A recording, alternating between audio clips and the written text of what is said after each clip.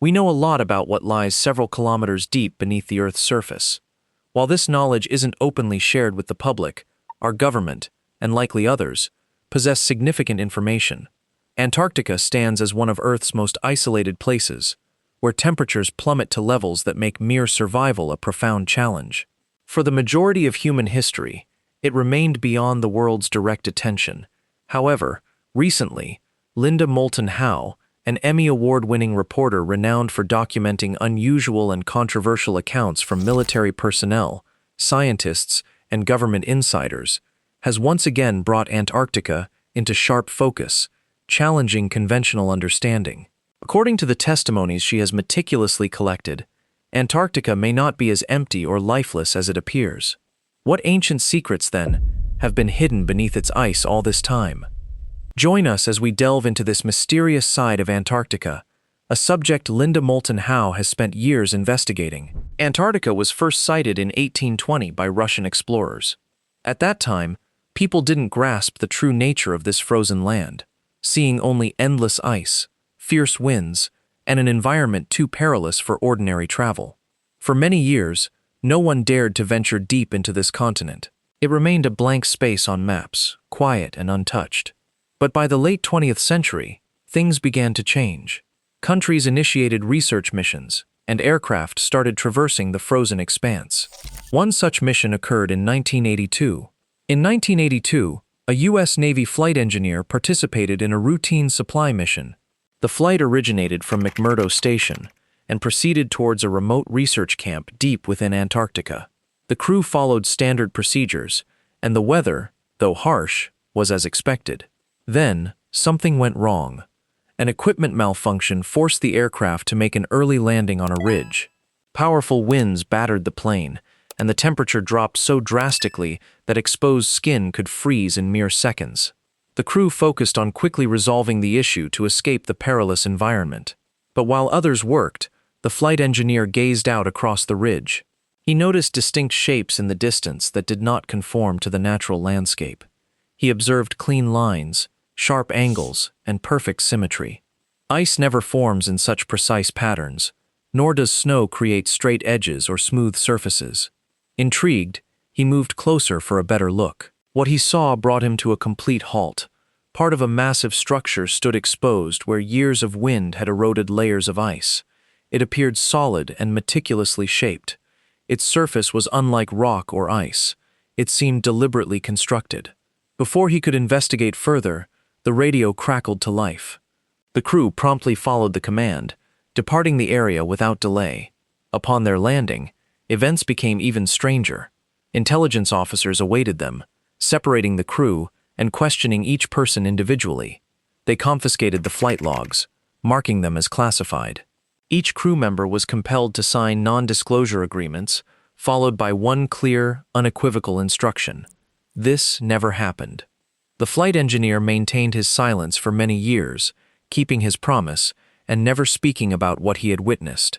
Time passed, and his life moved forward. Nearly 20 years later, everything changed. In 1998, after retiring and entering his 70s, he decided it was time to speak before his chance ran out. He reached out to Moulton Howe, an American investigative journalist and Emmy Award-winning television producer renowned for her work on unexplained phenomena. She had reported on science, environmental issues, and controversial subjects, often outside mainstream discussion. Over time, she became recognized for meticulously documenting eyewitness accounts related to UFO sightings. For decades, she had built a reputation for listening carefully and preserving testimonies in intricate detail.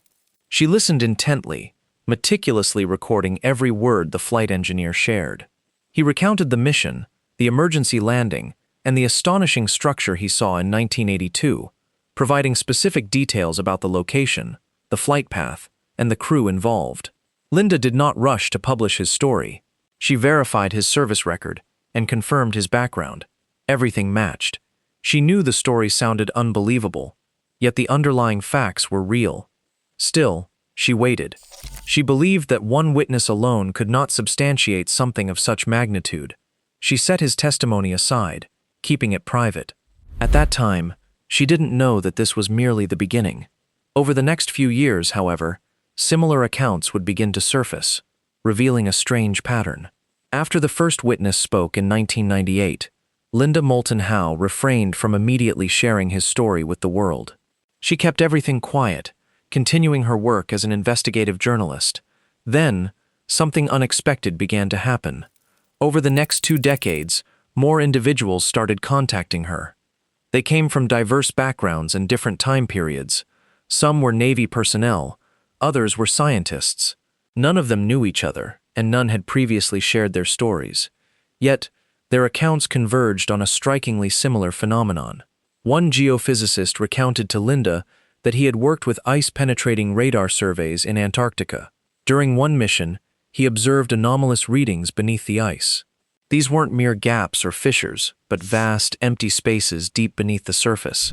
The shapes appeared regular and organized, not random like natural caves. He reported the data to his supervisor, who fell silent before promptly ordering the data to be classified.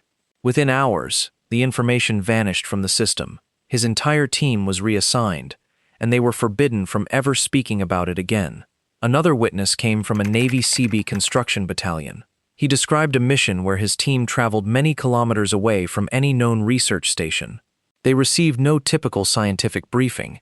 Their only instruction was to drill straight down.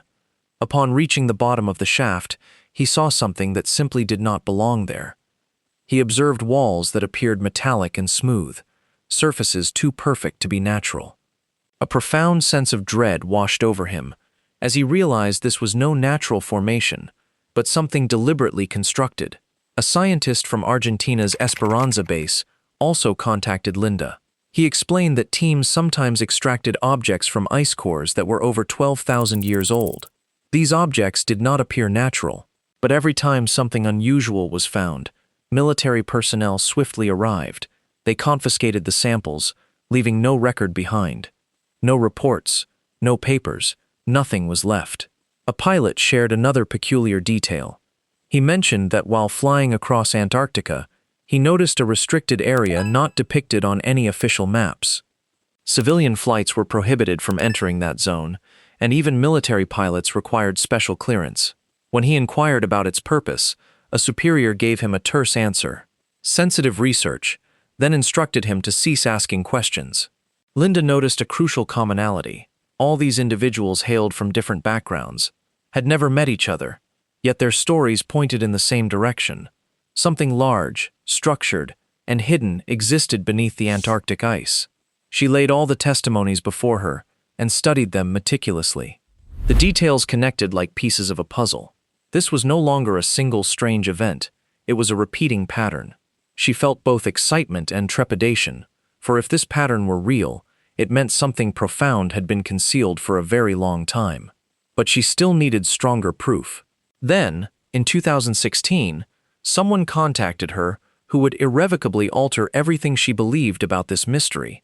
In 2016, Linda Moulton Howe received a message from a new source. He was a retired NORAD officer with classified clearance. He informed her that he had worked on an Antarctic operation in the early 2000s. Linda later described him as the most credible source she had ever interviewed. He explained that beneath the West Antarctic ice sheet, at a depth of approximately 3.2 kilometers, there were structures that were not natural. These were not rocks, nor were they ice formations. These were built forms, shaped with precision and clear design. He told her something even more shocking. These structures were older than the ice above them. They existed before the last ice age, meaning they were created more than 12,000 years ago. At that time, Antarctica was not frozen. It was a green land with rivers and forests. This detail changed everything.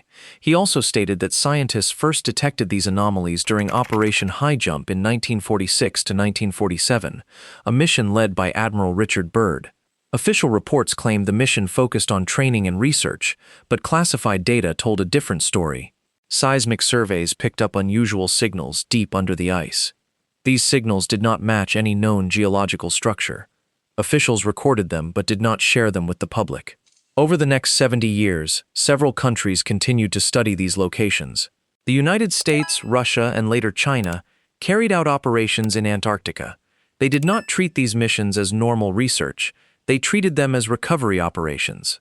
The officer explained that teams were not merely studying these sites, they were actively trying to extract materials and objects from them.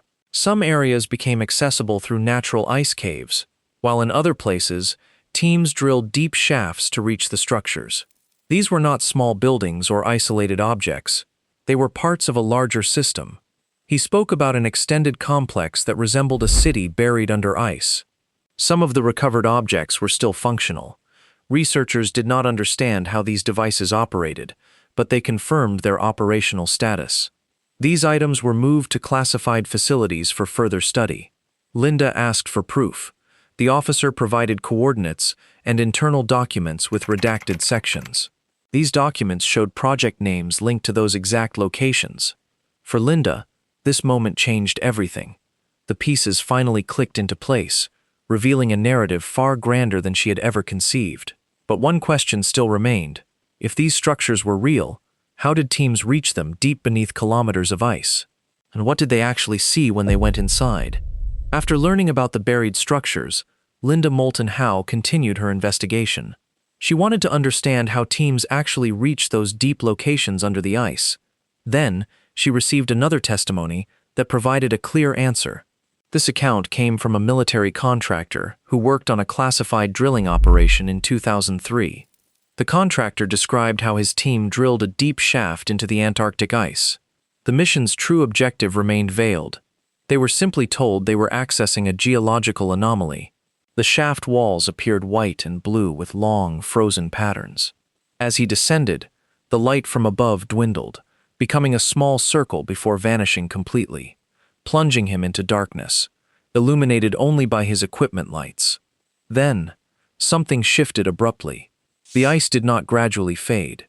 It stopped suddenly. He reached the bottom and stepped off the platform. What he saw there shocked him. The space was vast and clearly artificial.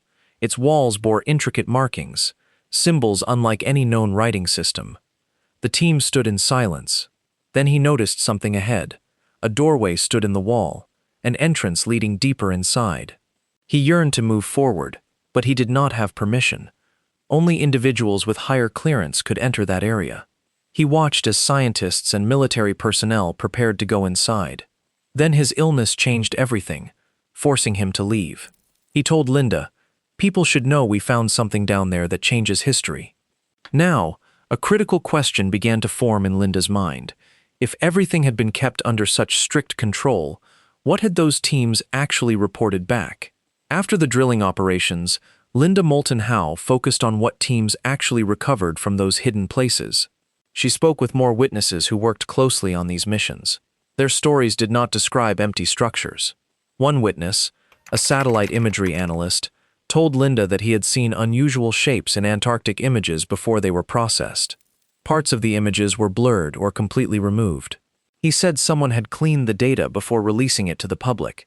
Another witness, a material scientist, briefly studied samples taken from Antarctic recovery operations.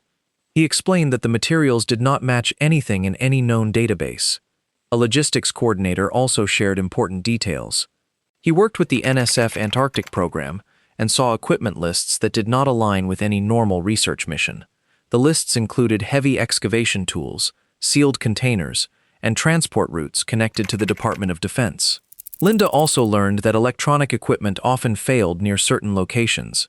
By 2020, Linda Moulton Howe had collected more than 15 credible testimonies. She had verified coordinates and matched details across numerous sources. These were statements from military personnel, scientists, contractors, and officers who had worked in Antarctica across different years. But something began to change. Those who had entrusted her with their testimonies began to pass away. When Linda heard the news, she felt the immense weight of the information she carried. Then, the retired NORAD officer died in 2022. Linda realized that she had become the last person holding all these accounts together. She understood that if she waited longer, all this invaluable information could disappear forever. In a 2023 interview, she spoke openly. "I realized that if I didn't tell this story completely, with all the details and all the sources I could responsibly name, then it would die.